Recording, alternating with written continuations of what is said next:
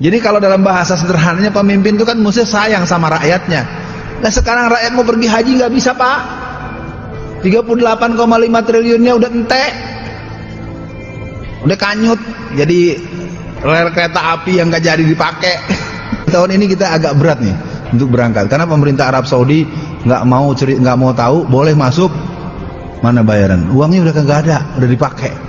Itu harusnya yang pakai itu ditangkap, itu tangkap dan hukum mati mestinya yang nggak pakai uang itu. Siapa yang bilang boleh itu? Yang nyuruh pakai uang itu tuh harusnya ditangkap. Itu orang puluhan tahun nabung mau pergi haji, tukang beca, tukang kupon, nabung berpuluh tahun, giliran mau berangkat kagak jadi karena mau duitnya kagak ada, nggak bayar. Dulu zaman saya kecil saya suka diceritain sama nenek saya, Alfian, orang itu harus berani karena benar. Sekarang orang benar banyak yang pengecut.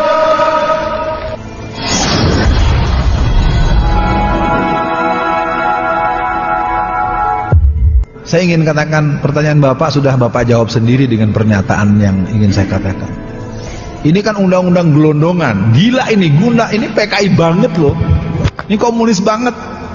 Bayangin orang bisa dipecat semaunya, nggak dapat pesangon. Wah ini kalau kita baca, saya baca kajian akademiknya apa bagus sekali. Waduh, saya bilang, saya nggak paham ya, di negeri ini ada pemerintah bikin peraturan yang isinya untuk menyengsarakan rakyatnya total. Saya nggak ngerti lagi pak. Jadi kalau kita baca Quran udah benar-benar, tadi imam kita udah bacain Quran ayatnya bagus. Atau dalam ayat lain Allah katakan, laqad ja'akum azizun alaihim anitun harisun alaikum bil mu'minina raufur rahim. Jadi kalau dalam bahasa sederhananya pemimpin itu kan mesti sayang sama rakyatnya. Nah sekarang rakyat mau pergi haji nggak bisa pak. 38,5 triliunnya udah entek, udah kanyut. Jadi rel kereta api yang nggak jadi dipakai. Aduh, mau kamu taruh di mana? Saya bilang seperti orang, Bapak punya restoran Bapak besar, saya bawa rombongan 500 orang pak. Bapak teman saya, Pak, ini saya bawa teman-teman 500 orang, boleh ya Pak makan di restoran Bapak, ngutang dulu ya. Kira-kira gitu ya. Mudah-mudahan Jawa ngerti. Tahun ini kita agak berat nih untuk berangkat karena pemerintah Arab Saudi nggak mau tahu boleh masuk, mana bayaran, uangnya udah kagak ada, udah dipakai. Itu harusnya yang pakai itu ditangkap, itu tangkap dan hukum mati mestinya yang nggak pakai uang itu. Siapa yang bilang boleh itu? Yang nyuruh pakai uang itu tuh harusnya ditangkap. Itu orang puluhan tahun nabung mau pergi haji, tukang beca, tukang kupon, nabung berpuluh tahun, giliran mau berangkat kagak jadi karena mau duitnya kagak ada, nggak bayar. Ntar Saudi nggak mau bawa, ya Etihad nggak mau bawa. Nah kesimpulannya buat Pak Hadi, Omnibus Law adalah sekali gebuk semuanya kena. Wah udah gitulah Pak ya. Saya baca penjelasan, ada satu analisa ininya, terus per undang-undangnya dibahas. Kok aneh, ada undang-undang dibuat bukan buat mensejahterakan rakyat, bukan buat menyenangkan rakyat, bukan buat memudahkan rakyat. Saya nggak tahu, ini persis pernyataan Soekarno. Satu waktu nanti kalian akan berhadapan dengan pemimpin negara, pemimpin negeri ini yang kejamnya lebih kejam dari penjajah. Bukan kata gua loh, itu kata pemimpin yang lu puja-puja, lu yang lu bawa-bawa tuh fotonya kalau kampanye kan lu yang bawa-bawa terus tuh fotonya si beliau. Beliau pernah bilang satu waktu nanti akan ada rezim yang mengurus negeri ini kejamnya lebih kejam dari penjajah. Bukan kata saya, coba aja lihat tuh di buku di bawah bendera revolusi, baca aja semua tuh gitu-gitu. Ya Pak Hadi, mungkin saya bilang saya bukan menjawab, saya cuma mau kasih tahu Bapak sebenarnya udah berasa ini kesono nih. Saya cuma negesin aja Pak. Yes, bahwa memang Omnibus Law itu adalah blabak-blubuk undang-undang gelondongan gitu ya. Bayangin halamannya pindah-pindah. Pasal ini menurut pasal 5A dinyatakan begitu. Ternyata di undang-undang nggak ada pasal 5A, adanya pasal 5 saja. Aduh, nggak tahu deh.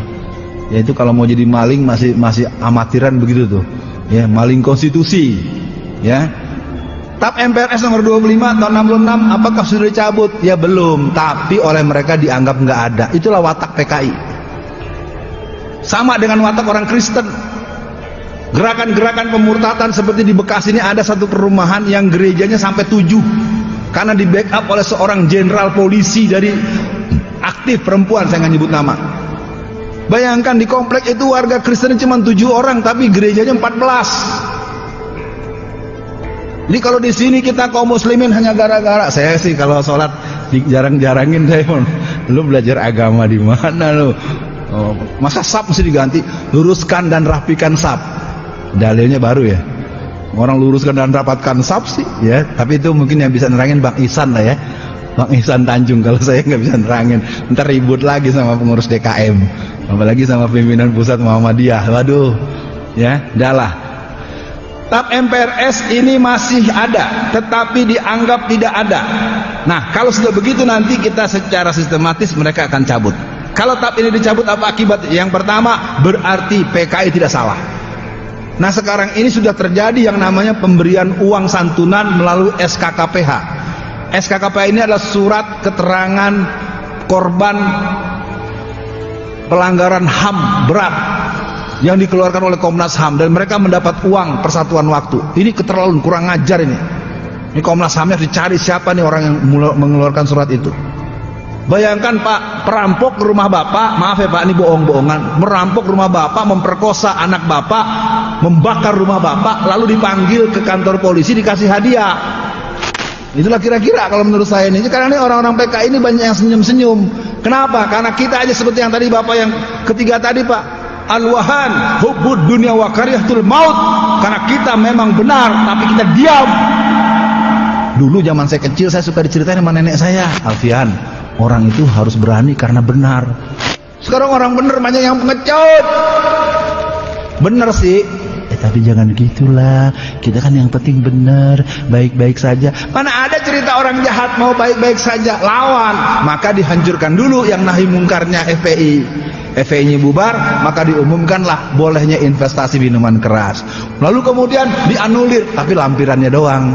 Iya, tapi bohong. Gitu ya. Ya, tapi bagaimana itu ya? Saya nggak ngerti negeri ini diurus dengan semaunya gitu. Apabila TAP MPRS dicabut, maka yang kedua adalah orang-orang PKI bisa minta hak kompensasi. Tadi sudah kita bahas, 500 orang mendatangi Pengadilan Negeri Jakarta Pusat, mereka minta ganti rugi satu orang 950 juta sampai 2,5 miliar per orang, total sekitar 25 sampai 40 triliun, karena mereka mengklaim punya anggota 20 juta orang. Udah jahat, udah rampok, membunuh. Jadi kalau nanti kita mencoba membaca buku ini, kita tidak bisa lagi. Ini penulisnya baru 2 bulan lalu meninggal, Anap Afifi. Ini buku menceritakan tentang banjir darah, kisah nyata aksi PKI terhadap kiai, santri dan kaum muslimin. Bagaimana mereka tahun 1948 menyerbu pesantren Sabilil Muttaqin. Mereka serbu, kiainya dibelah kepalanya, santri sebanyak 108 itu dibunuh dengan sadis, dimasukkan ke dalam lubang yang cuma 12 meter. Kalau orang Jakarta mengenalnya kayak rujak bebek. Bagaimana mereka mengejar seorang menteri pertahanan yang bernama Otto Iskandar Dinata, kepalanya dipenggal, penggalan kepalanya dilarung, dilepas dari ujung Banten sampai arah ke Jakarta Barat lewat Cisadane, Tangerang. Jadi buku ini belum apa menurut saya belum sempurna, dalam artian belum banyak. Ini cuma ada sekitar 47, tapi saya pikir bagaimana seorang gubernur Suryo, gubernur Jawa Timur, bayangkan gubernur ditangkap sama orang PKI karena dianggap nggak dukung PKI, diseret sampai 10 km sampai lepas-lepas itu tulangnya sama setelah dia tergeletak dalam keadaan sudah hampir mati itu dimutilasi. Keren. Dikiranya kita nunggu gitu dulu baru percaya kali PKI bangkit ya. Ya makanya buku ini saya bawa dengan segala resiko ya, karena memang banyaknya ini buku provokatif gitu. Buku PKI-nya yang bersebar nggak ditangkap, yang begini yang dilarang. Ya, waktu saya di penjara kan sempat buku ini disita di penjara. Saya marah sama polisi. Polisi, gua masuk penjara bukan gara-gara buku ini. Pertama, kasus gua yang di Surabaya itu membahas bahaya penjajahan Cina. Jamaah 100% top, top. Yang lapor saya polisi, lapor pada polisi. Jadilah saya jadi tersangka. Kalau yang satu yang lapor Hasto, Sekjen PDI Perjuangan, persis seperti kasus Gus Nur. Bapak memperkarakan saya ke polisi. Kalau laporan Bapak di sidang, Bapak mentingkan datang nggak? Halo? Bapak laporkan saya ke polisi, dianggap saya ini menyalahi sesuatu hal. kalau laporan Bapak diteruskan ditindak oleh polisi ke kejaksaan atau kehakiman, kira-kira Bapak datang nggak? Harus datang. Nah, itu yang terjadi dengan Gus Nur hari ini. Gus Nur hari ini sudah 4 kali dipanggil, yang namanya ketua PBNU dan ketua Ansor yang juga ikut mengadukan, dua-duanya nggak pernah datang. Loh, kenapa antum bisa ngaduin orang, lalu dengan pengaduan antum ditindaklanjuti sebuah proses persidangan, yang ngadu nggak mau datang? Berarti kan ragu. Sama Hasto juga saya tahu ragu kok. Ketika saya tanya, saya cecer, pertanyaan saya begini, Saudara Hasto, 1 Juni menjadi libur nasional sebagai Hari Pancasila. Saya mau tanya, itu 1 Juni libur Pancasila itu, Hari Pancasila itu Pancasilanya Indonesia atau Pancasilanya PDI Perjuangan? Saya ngomong Pak, pucet. Itulah dia, mereka tuh gaya-gaya PKI itu aksi sepihak, nentuin sendiri, nentuin kapan dibahas, nggak pernah kita tahu. Enak aja negara punya diri antum sendiri. Ini susahnya. Nah, jadi kembali TAP MPRS itu, yang pertama dia akan menyalahkan TNI dan umat Islam dan umat beragama saat itu ya. Sekarang umat beragama lain nggak kedengeran lawan PKI. Yang Islam pun ya FPI-nya udah dibubarin, udah nggak terlalu kenceng lagi. Walaupun saya dianggap menguasai seluk-beluk PKI, kan saya tidak punya masa. Ya, saya cuma berani nantangin siapapun, saya berani terus terang aja dah. Syaratnya 2 ya, jangan pakai pasal, jangan pakai fisik. Ini sendiri juga kalau ntar mau pulang mau adu sama saya, ayo live Pak. Ya, mungkin ada bapak yang nganggap PKI nggak ada, bapak mau umurnya 115 juga saya layanin dah. Saya akan sebut namanya, alamatnya siapa, orangnya di mana, kerjanya apa, pengkaderannya apa, instansinya apa. Saya terangin ntar sekalian dah. Tapi syaratnya 2, jangan mukul, jangan pakai pasal. Nah, kalau itu ada yang bisa memenuhi syarat itu, tinggal kasih tahu saya akan hadir. Yang ketiga, apabila TAP MPRS nomor 25 atau 66 dicabut, maka secara otomatis akan terjadi hak eksistensi. Maka pada pemilu kemudiannya, partai yang beraroma atau berlambang palu arit diperbolehkan untuk ikut pemilu demi hukum. Ya, nanti bisa kejadian Pak, berkibar bendera Pak harus di mana-mana. Ketika Bapak coba nyabut, Bapak yang ditangkap karena dia TAP MPR dicabut. Ya. Nah, ini hari ini tanggal 11 bulan Maret dikenal dengan itu. Nah, soal hubud dunia, saya juga rasanya masih perlu mencurigai diri saya sendiri. Apakah betul saya sudah berani? Saya hanya ingin mengatakan pada diri saya, karena ini forum juga tersiar luas, kepada seluruh teman-temanku, sahabatku, bapakku, guru-guruku, para senior-seniorku, PKI-nya sudah tinggal menunggu produksi tombol. Tombolnya bernama RUU BPIP menjadi UU BPIP. Disitulah saatnya nanti boleh pengajian di Anikma, tapi cukup sampai jam 5 lewat 15 menit. Kalau lewat nanti ada laskar partai tertentu yang akan datang ke sini menyerbu untuk membubarkan pengajian kita. Tunggu tanggal mainnya, semoga tidak jadi. Tapi udah masuk prolegnas nomor 9. Ya, HIP hilang, yang muncul BPIP. Jadi BPIP ini menurut saya ini adalah undang-undang tombol. Tombol, nggak boleh bawa-bawa agama, frasa agama mulai dihilangkan, guru agama nggak boleh mencalonkan jadi peran-peran yang lebih jauh lagi. Terus satu-satu, ya satu-satu, ya, dan nggak ada yang lawan. Yang muncul paling-paling Tengku Zulkarnain. Itu kalau kita atu-atu, yang lain pada diem-diem. Nah, kalau Ustaz Alfian Tanjung dianggap udah pernah kalah. Ya, beberapa teman-teman saya, lo kalah, udah pernah dipenjara lo. Ya, saya tidak mau banyak komentar. Saya ingin katakan kalau diminta dengan tema ini, saya terangkan apa adanya. Untuk itu cukup dulu. Mudah-mudahan tidak terlalu berlebihan.